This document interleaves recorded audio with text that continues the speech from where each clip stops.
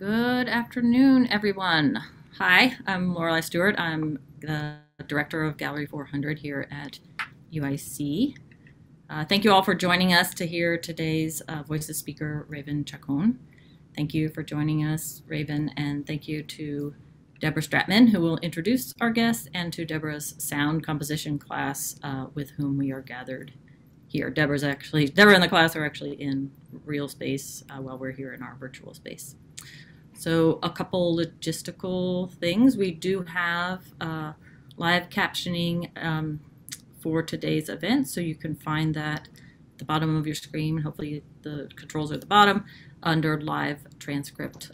I'm so sorry to interrupt. This is the captioner. Could you please assign me to type again? I'm so sorry. No worries. I know you Thank you. Out. I'll reassign you. Thank you. There, all set. So where was I? We are recording this event. You should have gotten a notice already. And I will just quickly say, for those of you who don't know, Gallery 400 is the contemporary art space here at UIC. We are a contemporary art hub for social interaction, transformative experience, and multi-dimensional learning. Currently, we have the second of our MFA thesis exhibitions on view through this Friday, with an opening reception this Friday. And following later in May, we will open Chronicle of a Fall by Nadav Sur and Terza Even. Before we start today's event, I'd like to call into relation to the land many of us are on today, the broader city of Chicago, named for the Algonquin name for the river whose shores were lined by wild leeks, and was and continues to be an indigenous place. Owing to the multiple waterways that converge here, Chicago is the ancestral home of the Three Fires Confederacy, consisting of the Ojibwe, Odawa, and Potawatomi, in addition to Miami, Illinois, Anoka, Ho-Chunk, and Menominee nations. Today, Chicago has the third largest urban Native population in the United States, with more than 65,000 Native Americans in the greater metropolitan area. The American Indian Center in Albany Park, founded in 1953 in the era of relocation, remains to be the oldest urban Indian center in the country. I hope to not merely acknowledge the land we are upon as a performative gesture, but also invite us to call into relation these lands, histories, and nations. They have not ceased to exist.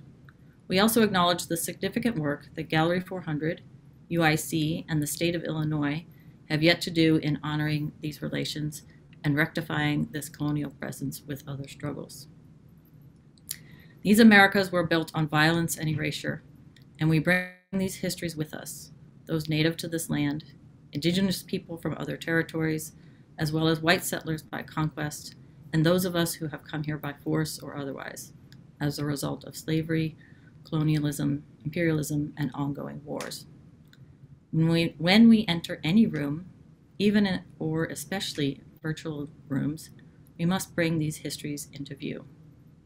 With this knowledge, we meet here in hopes of making a different world. I encourage you all to check out Enrich Chicago's list of indigenous-led land back and reparations projects, which you will find in the chat. Today's program is part of a larger Voices lecture series here at Gallery 400. And I'm not going to go on at length about that because we actually have a short program today. We'll have to end at 2:30. I'm now going to turn it over to Deborah Stratman on the faculty here at UIC, who will introduce our guest. Thanks, Lorelei, and Raven for being here. I'll try to give a brief intro. Raven, who's joining us today, is a composer, performer, and installation artist from Fort Defiance, Navajo Nation, with an abiding interest in non-object-based modes of production. He composes in the most expanded sense of the term, scoring for more traditional instruments and less, including turntables, over-amplified electric guitars, rifles, sandpaper, thunder sheets, and foghorns. He has explored, as Cornelius Cardew, Kathy Barbarian, Wadada Leo Smith, and others before, two-dimensional translations of causality and the realm of the alternative score. But Chacon widens the field, compressing epic historical scale graphically notating episodes of first contact, forced migration, worldview erasures, and land grabs and other foundational American quote-unquote movements. What persists is an investment in sound as resistance and as a primary carrier for metaphor. Collaboration has been really fundamental to Chacon's practice, having been a member of art collective Postcommodity from 2009 to 2018, and in vibrant dialogue with a steady stream of others, including Laura Ortman, Rob Thorne, John Dietrich, The Living Earth Show, Kronos Quartet, and his partner Candace Hopkins. Chacon has exhibited and performed at the Whitney Biennial, Documenta, REDCAT, Chaco Canyon, and the Kennedy Center. I don't think I've ever said those two together, which is awesome. He mentors at the Native American Composer Apprenticeship Program and is the recipient of United States Artist Fellowships in Music, the Berlin Prize, a Creative Capital Award, the Native Arts and Culturals Foundation Artist Fellowship, and is based out of Albuquerque in New Mexico. So, also, lastly, I want to express my condolences in the season of loss and gratitude for your flexibility in rescheduling your visit with us. So without further ado, Raven, thank you so much for being here.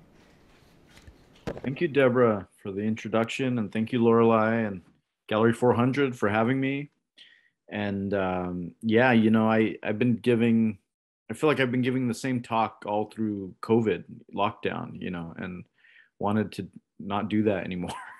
So I started thinking about just scores, you know, just talking about scores today. And, you know, they might be boring to look at, some of them, especially like a text score is something, you know, you might not really look at on a, you know, projection screen or even on your laptop. But all of these are on my website. You can refer back to them later, but I'll talk about a variety of them and what they are and what they do. Let me pull up share screen, and I'll talk through some of these. And some of these I have video clips and audio clips. Hopefully my connection here is strong enough to play those through.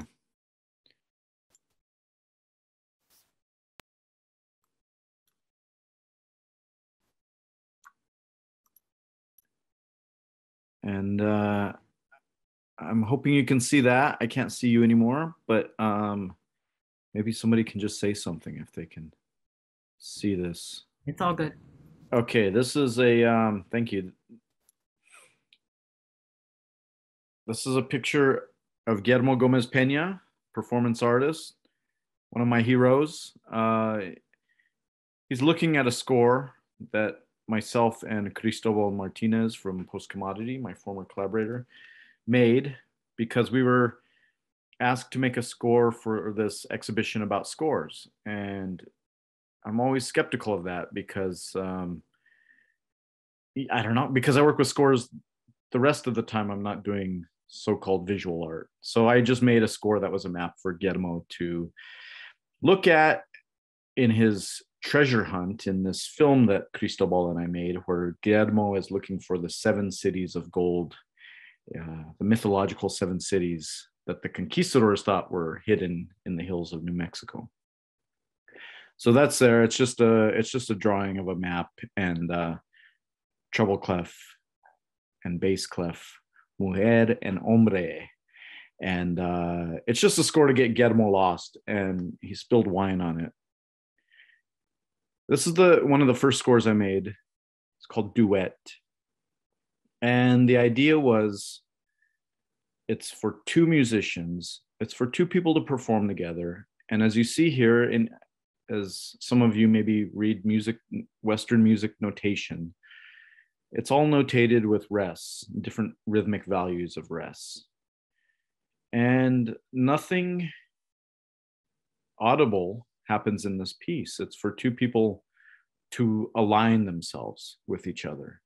It's not a silent piece in the Cagean way of, you know, the rest of the world is making sound kind of thing. It's not about listening necessarily, though listening might be one of the ways to align with the other person you're playing with, but more to, if this makes sense, to feel the dynamics of the presence of the other person. So there's still these indications of piano, quiet, mezzo piano, you know, medium quiet, loud, so forth. But but no sound is made. Maybe just acknowledged instances of silent time. This is another piece, looking at some of these more notated compositions. This was a piece I wrote for the Kronos Quartet. And this one might be better if I go to the web browser and play the sample. But the idea behind this was, or maybe the inspiration for this was that I was thinking about the way that Dene people, my tribe, my mother's tribe, ended up in the place where we call our homelands. And this is a very old story that there were different clans of people traveling from different places. There were some from the north, there were some from the south, there were some from the west, and some from the east. And they all ended up in the area that have been the homelands for a very long time. And the idea behind how all these different clans ended up becoming one tribe was that they all shared the same worldview, that the women would lead their way whenever they moved. So if they were moving from one spot to another, it was very matriarchal leadership that was happening. And if they found others who also had that worldview, then they knew they were in alignment in other ways. And ultimately, that's what ended up developing the language of Dene people and all the other ways that we live our lives. And so this piece for Kronos Quartet is designed in a way, you see these kind of arrow shapes at the end of the staff lines, is that some measures are longer than others. Some speeds are faster or slower than others. And some people repeat sections more than others. In other words, they're going to get lost from each other. There's no way they can sync up. And what happens, and you see in this next system of lines here, this kind of chevron shape, means that this is the point when everybody comes back together on a downbeat.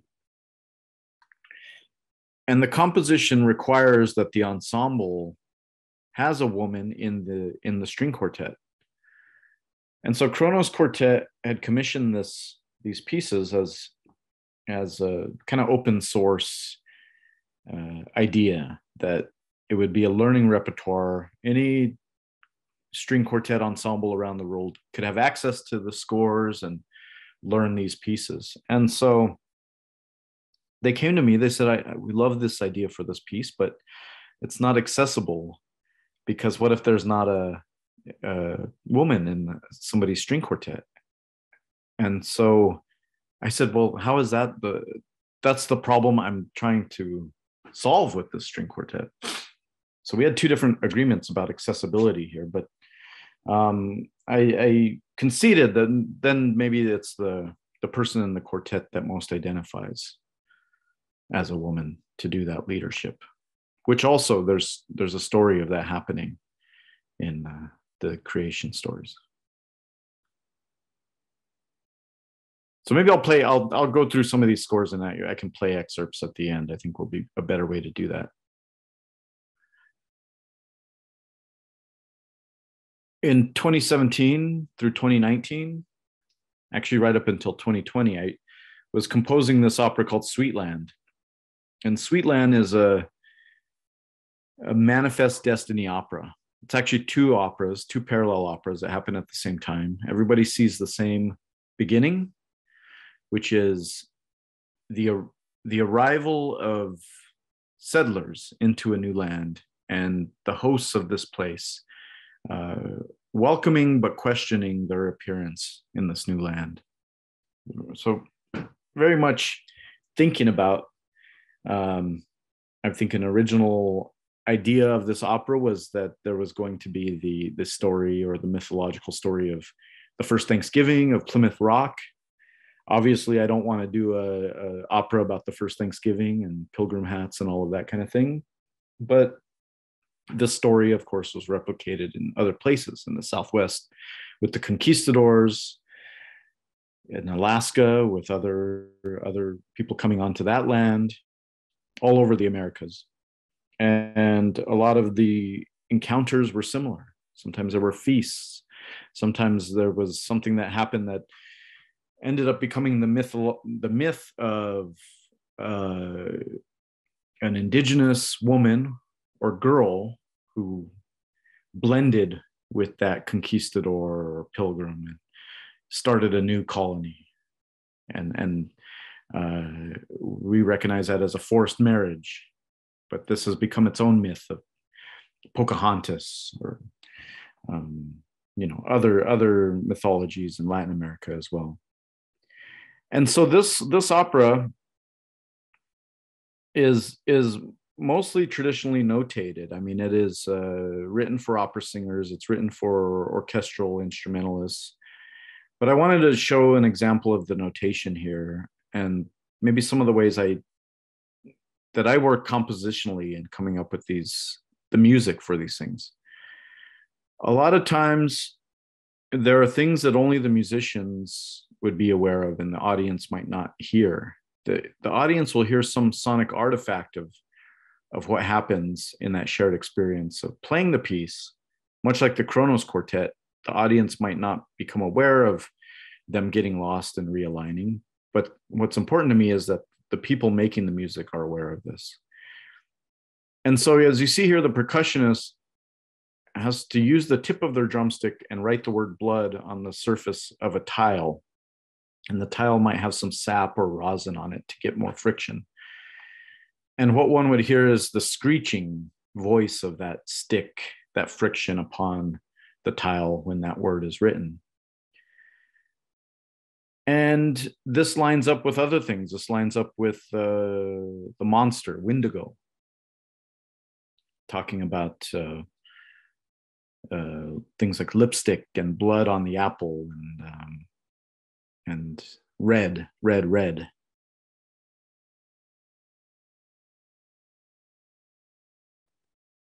This one I can play. This one I want to play.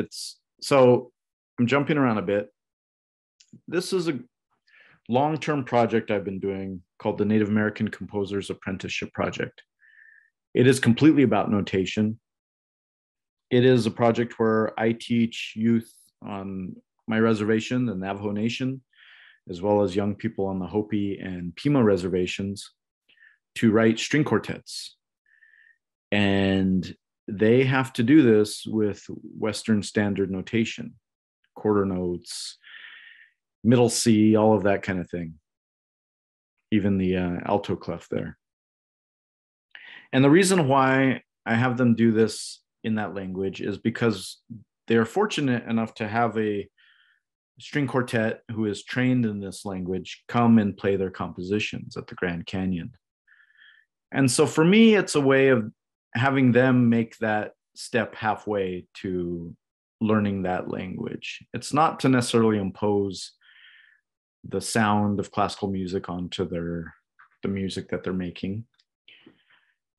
I also have a huge respect for these chamber instruments. I don't think they can get any better. The viola, other instruments that I use, bass clarinet.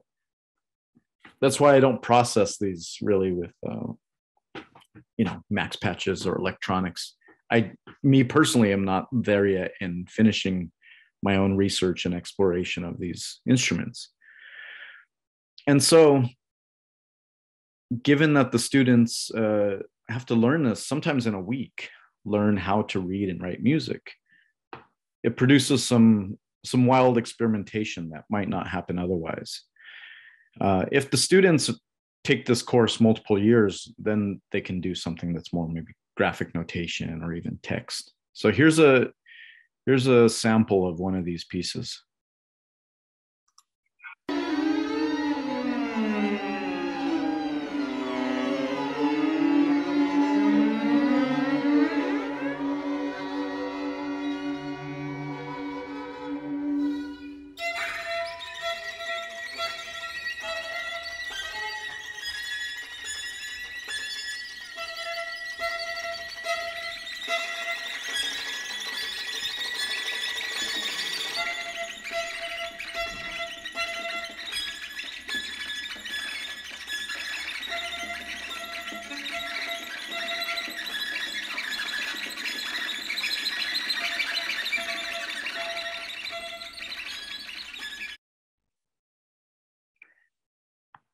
On the topic of graphic notation, as we've seen throughout the 20th century, they can be ways of solving problems of expressing maybe a technique that has no standard notation equivalent, or a way to simplify those ideas. It might even be a way to leave things more open-ended, maybe to prompt a kind of improvisation. I think what I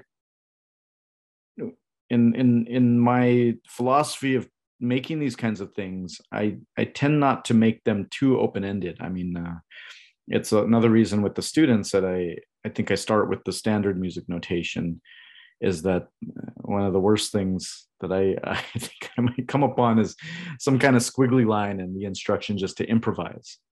And to me, it needs a little bit more logic to that structure. There is the very well-known piece Treatise by Cardew that Deborah referenced in the intro, and that is a graphic score where there's no instructions. You are maybe to make up your own logic to that language, or for lack of a better word, improvise, either as a soloist or as an ensemble. You just play through it, whatever it looks like, perhaps. And while I had been against that, I found one good reason for myself to do that. And it was to incorporate iconography, geometries, things that I had actually seen on the west side of Albuquerque as petroglyphs. Symbols that were mysterious to myself, and even sometimes symbols that are never spoken about. Whether they are knowledge that is not to be shared, even though they are out on these public rocks, or the meaning of them has been forgotten. I also think about the expectation that is put upon my own music, that it might sound a certain way. That because of who I am or where I'm from, that the music should sound some way that somebody assumes. And I don't know why that would be my burden. So I made this piece, much like Treatise, with not many instructions, kind of open-ended invitation to make sound and follow this as a graphic score, to put that burden of what it should sound like onto the performers who decide to assign timbres or meaning to these symbols that don't have a particular meaning. And these are integrated, as you see here, with things you might still see in Western standard notation: note heads, accidental signs, repeat signs.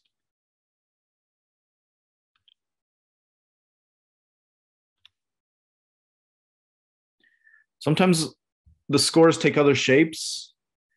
Sometimes they're very large, or sometimes they're, they take on different kinds of graphics. This is one called Plain Song I wrote a couple of years ago.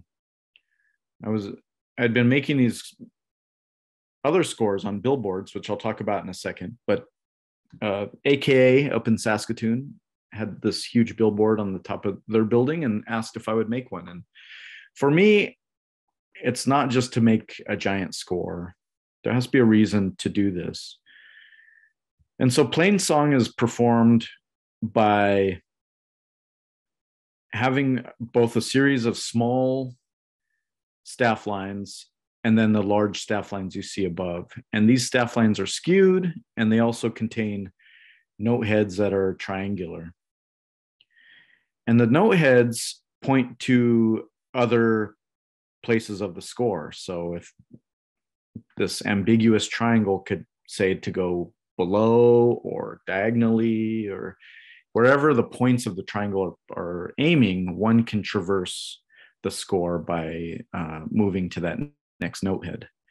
Because of the different shapes and positions of the note head, it requires that people who, in this case on the street, would have to move close or far back to see where to see the score, to be able to read it. And as they're doing this with mobile instruments and playing in real time, this allows the sound to also become movable, spatialized, recede, or come into view, dynamically as the piece gets performed. This is another one I can play at the end. It might be too much to switch between a browser and the PowerPoint. So I'll make sure to play some of these at the end if there's time. This is the score that this is one of the scores that can be a billboard. So a few years ago, I too had started this series called American Ledger. And the idea behind it was that the scores would not exist as documents, as paper documents, like most scores are. This would mean that the score could exist in different forms.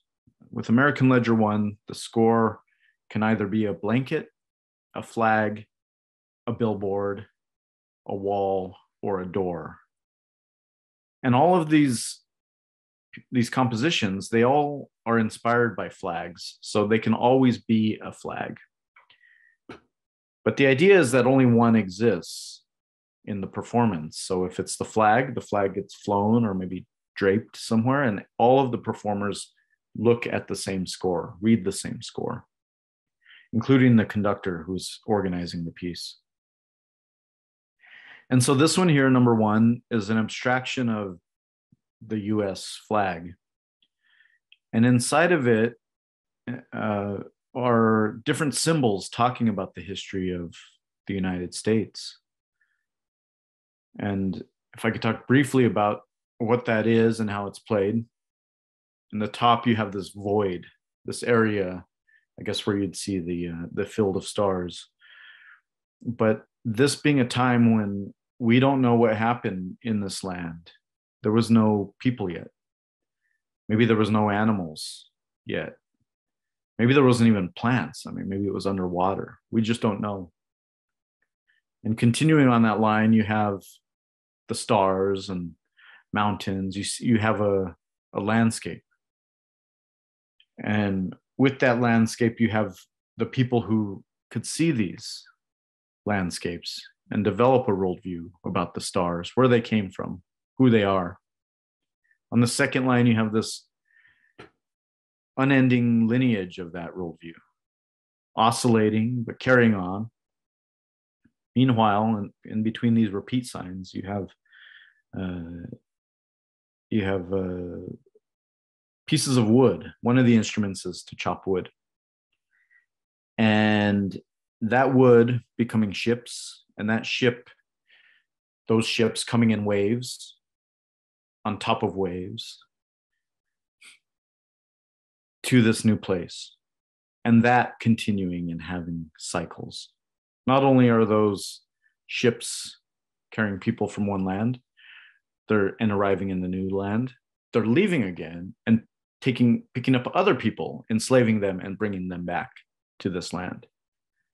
And not only is that chopped wood becoming ships, it's becoming new houses, new colonies, new villages. On the third line, you have new laws in this place being enacted, being developed. And one of those laws being that out of 5 beats, a group of people are only worth 3 beats. On the fourth line, coins get tossed, and an economy is being developed. And in that economy is inequity. Some things go up, some things go down. And a torrent of these coins gets thrown at the wall or the floor. The fifth line is another landscape, this time into the 20th century, the building of skyscrapers, the Industrial Revolution. This line is to be interpreted, it could be interpreted as volume or pitch or timbre, any line that an individual in the ensemble chooses to relay as music. The sixth line is not a is not necessarily, well, I like to think of it as both the opposite of an acceleration, even though we've been accelerating to this point. But I like to think of it as this kind of decrescendo, decelerando, more of a reducing than a slowing down.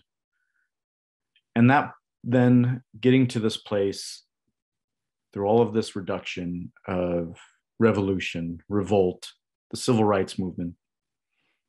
This notehead with a flame asks that a musician lights a match. And then you have a symbol here, which is a Western music notation, DC al coda, meaning that you go and repeat all 6 lines again. But the DC also, of course, is the capital of this land. And there's a crosshairs there to reference the assassination of John F. Kennedy and Martin Luther King. So you go through all of this again, because this can be enacted in different lands, this similar history, or it could happen again. When you get to the coda, you see the same stars from the beginning, except this time it takes on the 5-sided version that you see in a sheriff's badge or the state flag of Texas. You also see a cross, which looks very much like the cross above, but is imbalanced. So this is, in the instructions, asks that there's an acknowledgement of 5s and 4s, whether this is a rhythmic thing or a pitch thing, or maybe an ensemble conduction. One more chopping of wood, and then another void where you have a black space, which asks the ensemble to play things that have already been played in the composition, all at once, as loud as possible. And this being the future, we don't know what is going to happen yet in this place. There was a number 2, American Ledger number 2. This is the Oklahoma state flag. This one is far more, so this one would take me an hour to describe how it's played. But basically this score tells the story of the forced migration of indigenous people into Oklahoma, some of that displacing tribes that were already indigenous to the land that is currently Oklahoma. It talks about the migration of an African-American community that ended up in Tulsa and became very successful, and then were driven out because of that same success and, of course, racism. And so the way that this is played is by 20 or more people with snare drums, drumsticks, and matchsticks. And the best way I can describe it in this limited time is it's a bit of hot potato meets crabs in the bucket, where you want to stop playing this.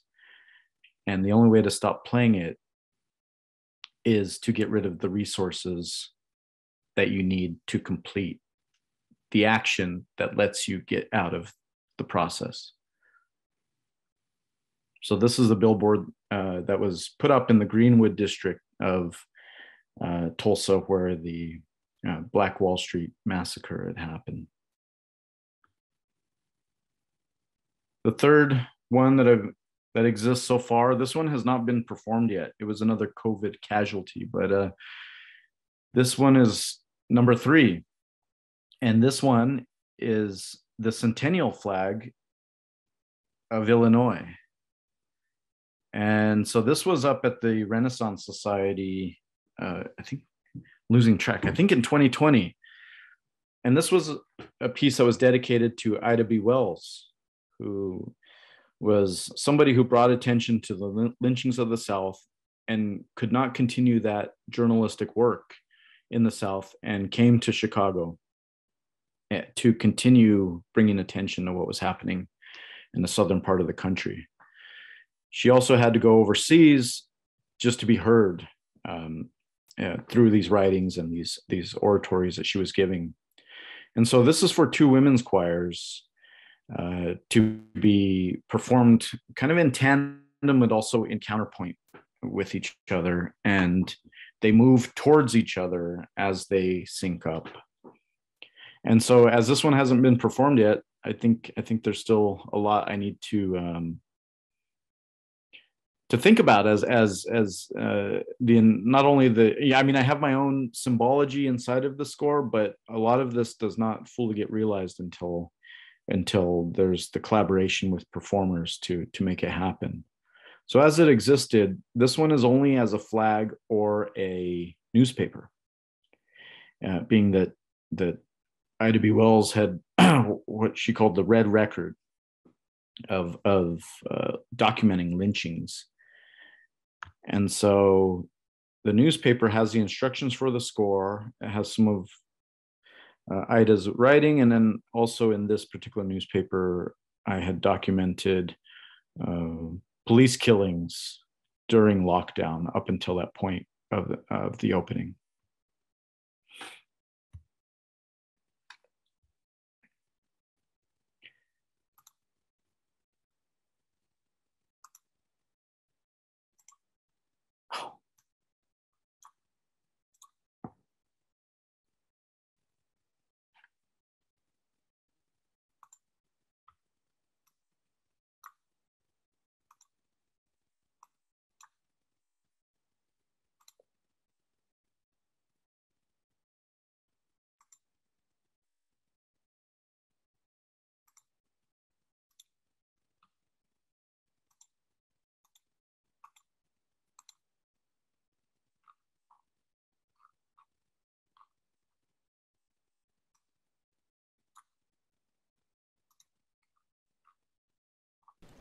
Is this like a PowerPoint insurrection that's happening? Yeah, where is oh,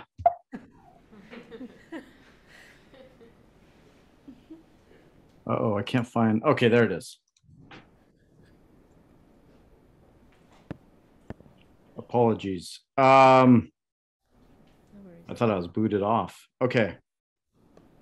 Can you hear me now? Yep, Okay. I can hear you. There was one piece. It wasn't. Oh, okay. So there was another one I wanted to show, this report. And I think some of you looked at that in the class. We took a quick look at it. I mean, I'm sure people here would appreciate hearing your introduction to it. Yeah.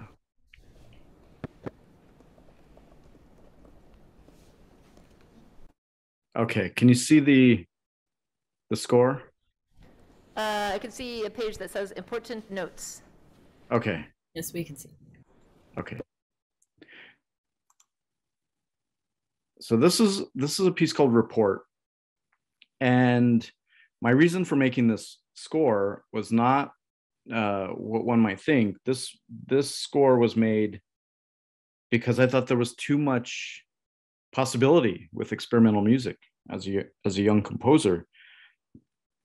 You know, there could be any sound to be made, and I was having a hard time figuring out if any of it was good. You know, how one gauges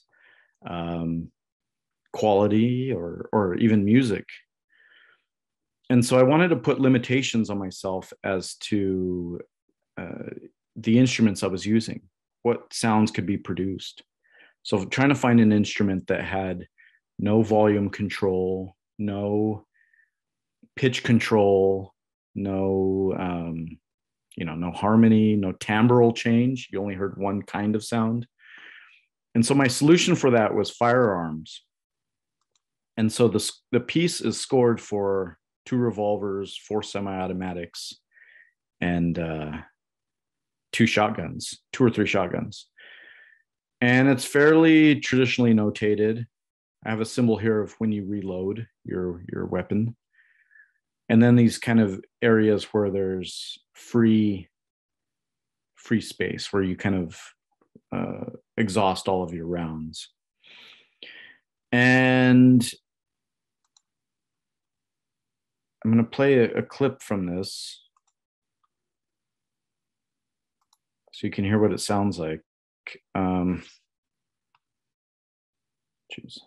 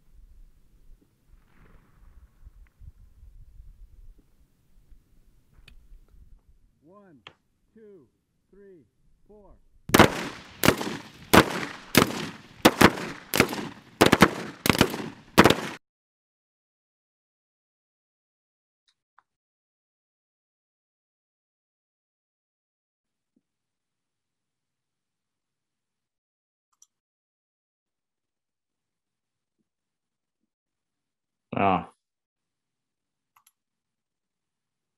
sorry about that. Not enough juice in the wireless. We got a piece of it. Okay, great. There's one last thing I want to show you all, and then we can go to questions. But it's the most recent graphic score series that I've been working on and finished. And these are a series of 13 scores that are exhibited right now at the Whitney Biennial. And they are, the piece is called For Zikalasha.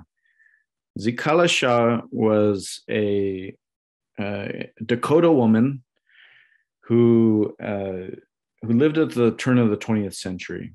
She was known as a writer, an orator, an activist, poet, and a musician, and also a composer. She composed something called the Sundance Opera. And I had wanted to write a dedication to this phenomenal person, Native person, and try to put inside of this music composition all of the dilemma that it took to be a person navigating the early 21st century, specifically an Indigenous woman working in these creative fields, but also, you know, leadership roles. And long story short, the more I researched her life, the more complicated I found this to be. I think more specifically in how maybe not all tribes were in alignment of the work that she was doing. There were maybe disagreements about religious freedom, about what it means to fight for rights to be a part of the United States. For instance, Zikalasha was a strong advocate of getting Native people the right to vote. At the same time, Native people were saying, I don't want a right to vote. I don't even want to be part of this country. You know, what are we opting into to be given some of these rights? What are we giving up? So that's a good example. There's others regarding boarding school and education and so forth. So I abandoned the project, and I didn't know how to do it musically anyway. And so what I wanted to do was think about the contemporary Indigenous women composers working and navigating the early 21st century. Who are they? What are they doing? What's the music they make? What does it sound like to be navigating this time? What are some of the leadership work that they are doing? I wanted to acknowledge that. And so let me find the scores. I have them.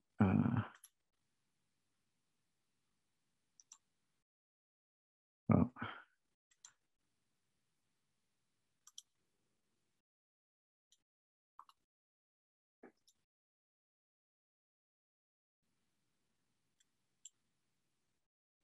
So there are 13 graphic scores, one page.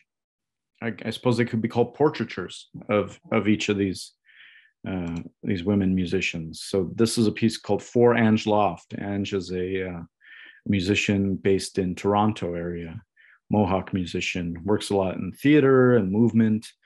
This one incorporates Laban notation, which is a kind of movement notation, but uses Laban notation so that Ange can play two drums at the same time, one on the ground and one held above while singing.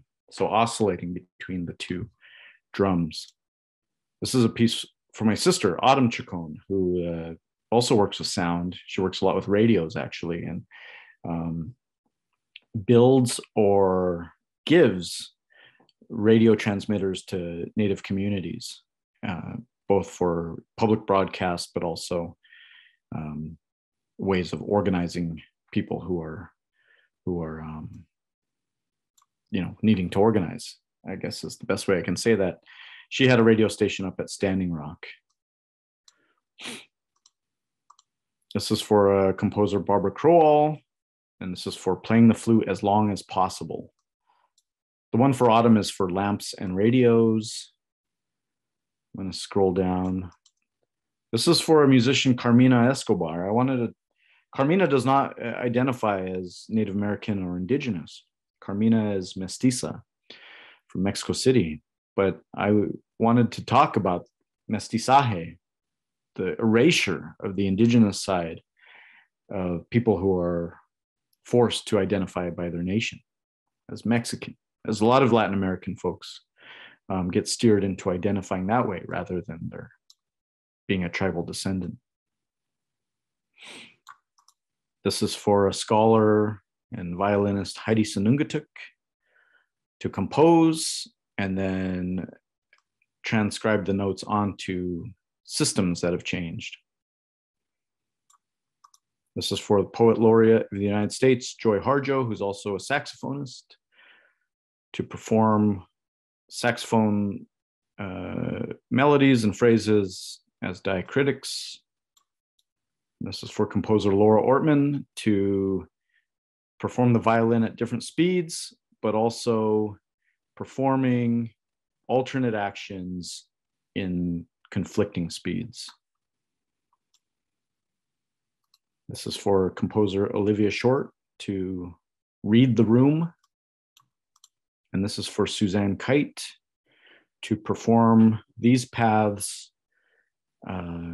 using any instrument and using these parameters either as, or these numbers either as musical parameters or as code. And so I'll leave it there. If one visits the Whitney this summer, the full instructions are there, and you can learn more about those. Thank you so much. Yeah, we can give a hand. If you guys could put on the fluorescent lights so that Raven can see us in the room, because right now it's just like witness protection program. All right. So Lorelai, if you could keep your eye on the people who are joining virtually, but I can keep my eye on this room for folks who have questions. We got 10 minutes, and I'm sure there's a lot of questions people have. They're drumming them up on their insides. Any thoughts? Yeah, Lilu. Hello there. I was actually curious, do you prefer collaboration as a method through art, like in terms of providing scores or connecting with other artists, or do you like more so working by yourself? I mean, it seems like you like working with other people, but I just wanted to hear that from you. Yeah, thank you. No, I find every opportunity I can to perform with others or collaborate with others. And the very nature of making music is always going to be collaborative. Whether you're writing something that's then interpreted with others or by others, or you're also somebody who's performing with those other people. And somewhere in these compositions, I like to think that they're not just me giving these directives and then passing them on and saying you have to play it like this or anything. My hope is that they're collaborative even after they're written, which is I think probably my interest in making these things in the first place and being a composer. If the work was always to make some highly specified document and then have people play those as some kind of fixed vision, I don't think I'd have that interest. So I'm thankful there's other ways of making these kind of more fluid situations. And to me, I mean, there's a much longer story about the gun piece in that I almost abandoned that piece because the only people I could find were, basically a bunch of dude drummers. I gathered us to rehearse, and there's a bunch of guys, mostly white guys. And I was like thinking, what am I saying with this piece? What is it? It looks like they're gonna, I don't know, storm the Capitol or something. And And it was much later that I had found a diverse ensemble, women, people of color, that I was comfortable then showing it, and it raised more questions than it was trying to maybe, or that it might have reduced if you know I wasn't having the people I had involved in the video do it. So I mean, it's neither a pro-gun or anti-gun thing. Rather, you have these questions of who are these people, where are they, what are they shooting at, and yeah, are they taking this place, are they defending this place? To me, that was more interesting, and that was only done because of the collaborative, I guess, consciousness of that and what they inputted into it. They're more than just performing the score. They are characters in the piece. Thanks. Other? Yeah, Brandon. No, it should be on. Hello. I think your work is really cool. I noticed that a lot of your work deals with kind of a typology or maybe semiotics or semantics of kind of visual language, and I was wondering where that moment catalyzed you as a composer.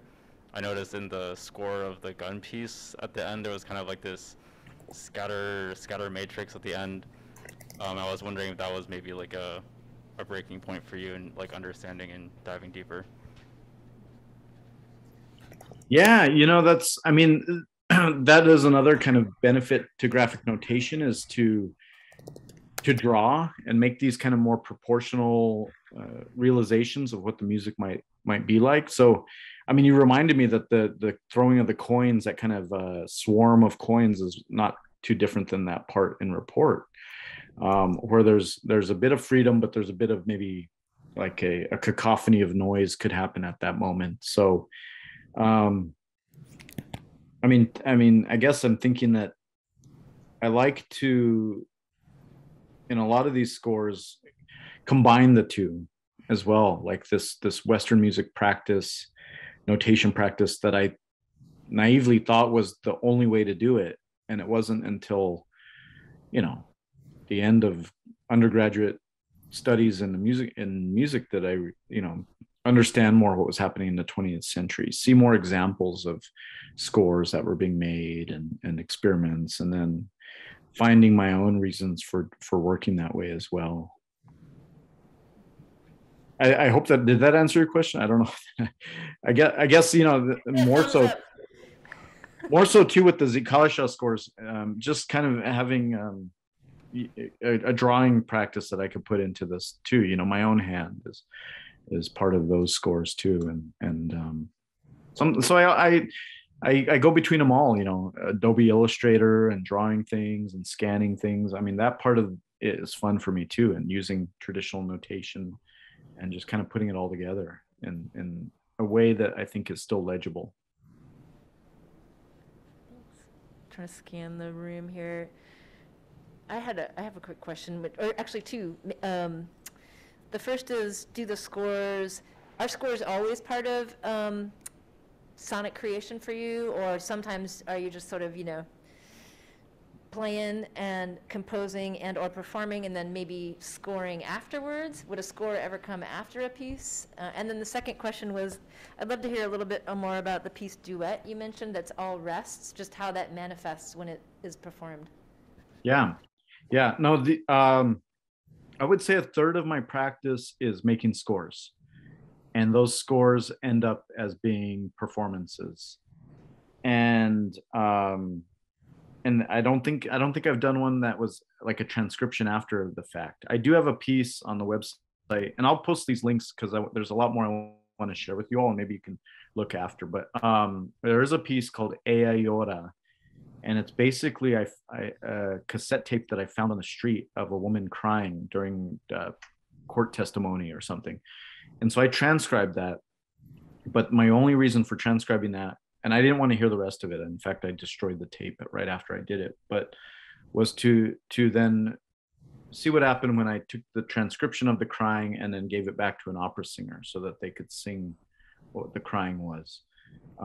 So kind of this filter, like using a score as both a transcriptive document but also a prescriptive document. That's been the only time that the score has come in a way after the fact, or been a part. The score itself was part of the process that the score ended up becoming. But yeah, I mean, the other things I do, I mean, another third of my practice is making improvised music or noise music or building instruments and performing those. And those are never, they're rarely compositions. I mean, like, you know, like notated things or planned or anything. They're more than anything, you know, improvisations or recording sessions. You know, the way most people make music in the world, you know, almost, I think a very small percentage of music in the world is notated. And then the other third is making sound installations. And so this other part of practice, I mean, again, very naive, thinking that the only way to be a musician was that you make recordings or you do something on the stage or you make a score. And the sound installations or some of the installations with Postcommodity were all maybe ideas I had that didn't fit on a recording or on a score or on stage. And so we found other forms that they could take. But, you know, sometimes in the, like there has been a Postcommodity piece that was a score. We did a piece at the Carnegie International.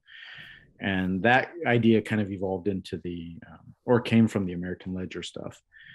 And, you know, surely there's kind of diagrams of things that might tell the story of the sound being made, but they're also more kind of technical, practical documents for installing the work. But I wouldn't call them scores. I don't think of them as scores. And the rests Oh. of duet, how did those manifest physically? I've seen performance of this where it was breathing, where there was just not consciously like theatrical breathing, but just ways for the performers to understand together where they were. But I've seen a really beautiful one too, with just two people who just, I mean, it didn't look like they were doing anything, but they had a shared experience between the two of them where they could tell they were, whether it's interlocking or lining up, where I can tell they started together but they also did not keep an internal time necessarily, and then they ended together. I don't really know how to explain that. I really don't know. I really don't think it's a good piece to be an audience, you know, for, but definitely to be a performer for. So a lot of these are only for the people that were that they are written for, and maybe we'll get something as an artifact from that. Scanning the room again, folks. Or if you have time for another question, I guess we're getting kind of close to your. Yeah. Yeah. Sorry again, everyone, for having to cut it so short. But thank you for having me. No. Maybe I can ask a question while you're looking, Deborah. I'm interested in the different kinds of collaboration that you've described. I mean, even in this description of duets, you describe, you had the score, and then it sounds as though the performers interpreted it and you were not involved in it. However, other scores that you have definitely have instructions on how to use the score. And so I'm interested in how you decide the level of collaboration or the degree to which you're involved with the performers or stepping back from the performers, and whether that somehow manifests in the original idea for the work or it's something you find in the process. Usually there's a concept that might either open it up collaboratively, meaning that there's enough places for input to come back into it that would affect the piece in a way that wouldn't alter the concept, or enough prompts that still kind of propel the concept. If not, then I think maybe that's a bit of an orchestration thing. Like, I mean, whether this is for sandpaper and snare drums or you know, a string quartet, or a wind ensemble or something, in thinking how many people truly need to be in this for me, it's not a sonic or musical decision in thinking, oh, we need this amount of people, or we need this range of instruments, but rather how many opportunities for input are there? I think a lot of these, they try to be equitable situations. They try to have balance. I don't think I would write a piece where there's where everybody else is playing and then there's a triangle player who just plays 3 little hits in there or something, unless there was a good reason for that. I think there really does try to be different roles, different tasks, different